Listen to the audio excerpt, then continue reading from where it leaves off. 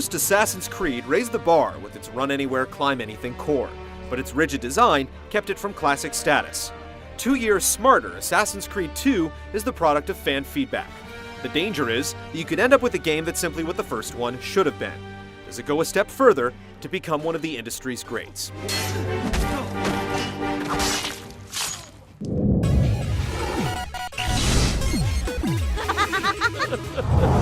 Hey! Grab the boy!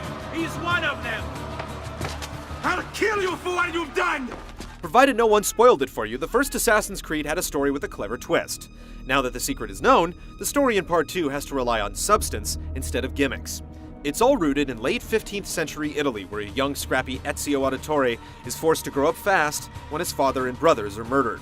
He makes revenge his priority, and the chase is on to bring the Templars to justice.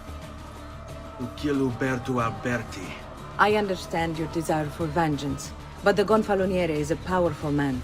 Spanning a decade, just when you think you've snuffed the final threat, yet another emerges. It's the old dangling carrot scenario, and by the end of the game, it starts to look a little wilted. Ezio meets people, and 5 minutes later, he's killing for them, with no questions. Just tell me what needs to be done, and I'll see that it is. The writing holds up well, the authenticity is impeccable, and appearances by legends like Leonardo da Vinci provide it with some built-in interest. Leonardo. Ezio, so good to see you. How can I help you? Almost all of the game takes place inside the virtual world of the Animus, leaving the opportunity for a real dual story on the table. Do you want to stop? No, I need to go back, right now.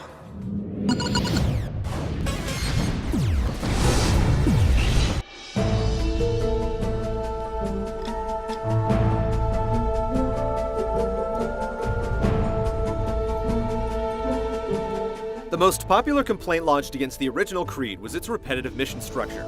There simply wasn't enough variety, and once the wonder of parkour wore off, it could become a grind. The number of mission types are nearly tripled in the sequel, yet you'll still tire of trailing, racing, or killing groups of targets because the game is longer. Missions are much more involved at least, with some having multiple parts with checkpoints in between. What are you and your allies planning? Is this what my father discovered? Divided into a handful of cities like Florence, Venice, Forli, Tuscany, and Rome, there's a lot more to keep track of this time around. Weapons and armor can be bought from a blacksmith or earned, doctors sell health potions, tailors offer new robe colors, and art stores sell maps to help you keep track of it all. There's also a lot of things to collect, like feathers, chests, and codex pages. You actually get rewards for finding them this time, but it's much easier just to pay for the rewards. The economy is unbalanced by the Villa, a town all your own where you can pay to build and upgrade shops for discounts or civic services to attract citizens. The more people living in the Villa, the more money you make from taxes. If you concentrate your cash on upgrades, it pays off in spades, and eventually you're making more money than you can spend, making some of the collectibles pointless. Between all the doodads, missions, and shops, the map gets crowded quickly. You can spend as much time as you want traveling and tackling side missions, but there's one definitive path to the end. And when you do get there, you're forced to go back and collect all of one specific item before you can move on to the final sequence. Even without the last-second goose chase, you'll get 18 to 20 hours from Assassin's Creed 2, and even more if you're a pack rat. If they succeed, if we lose Lorenzo and Firenze falls to the Pazzi, It will not come to that.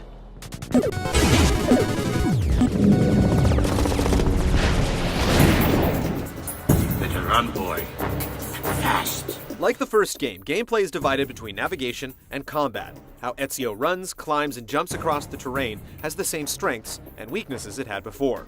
Going from point A to point B as quickly as possible benefits from the automatic jumping and wall scaling, but when precise platforming is required, automation can cause problems. Combat has been expanded, though again the same problems arise. Enemies are more than happy to stand around and wait to be felled by counterkills, and those that don't simply require a dodge before slashing. You can disarm enemies and use their weapons against them, and enemies can return the favor. There's nothing worse than not being able to find your Uber sword after a skirmish. With a world this large, a horse isn't going to cut it. You can warp from one city to another, but you can't zap within a city. Instead, you have to select another town and then teleport right back to the point you want. I'm going to teach you how to survive. Come. The blend button made for some ridiculous scenarios in the first game, and this time, it's simply a matter of walking with crowds of people at the right speed. The throngs of people serve another purpose as well, since you can hire prostitutes or thieves to distract guards or fight on your side. Larger scale battles are definitely one of its distinctions. Shoot! Shoot the flying demon! You get new weapons this time, mostly thanks to Da Vinci's workshop. As you collect blueprints, he'll build you upgrades to your hidden blade that allow for dual assassinations or to discharge it like a gun. He also provides contraptions like wings that allow you to soar across the city, but you hardly use them. The final new gameplay component is water. You can dive in to easily evade enemies or hop on a gondola to travel more quickly, giving you options beyond the cabana. Outwardly, Assassin's Creed 2 may appear to have overhauled its gameplay, but many of the same strengths and weaknesses remain. Poor AI hurts the combat, and the parkour is incredible until you're asked to be precise.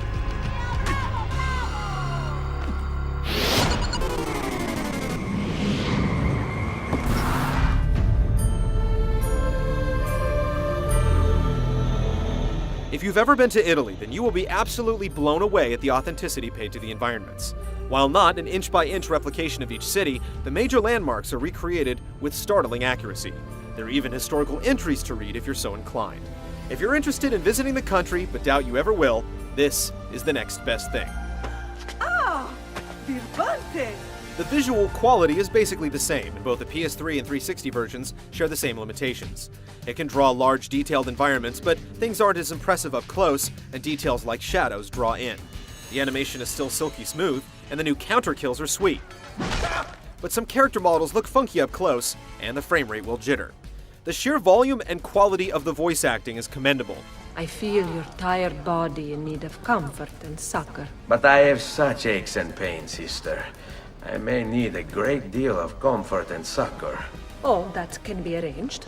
And small details like Ezio aging during the course of the game help set it apart.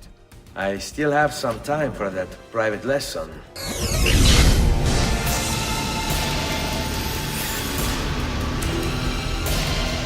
Assassin's Creed 2 has plenty of fixes and additions, but the story can drag, and the sense of awe that the parkour provided 2 years ago is muted. Yet new mission types, freedom from a linear quest, added depth, and a stronger historical bent fortify the overall experience. There's still no other game quite like it, and whether you dismiss the first game or absolutely loved it, this is one Creed worth taking. I'm not ready. We rarely are. Che la morte non sia crudele.